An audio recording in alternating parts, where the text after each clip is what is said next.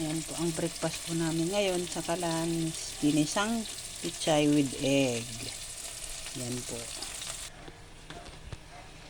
Ayan po guys. So, nilagay ko na yung ginisang pichay with egg. Tipid tip po. 100 pesos lang po yan.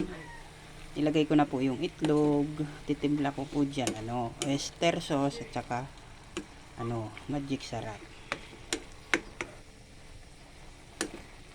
Yan po ang breakfast namin sa lunch.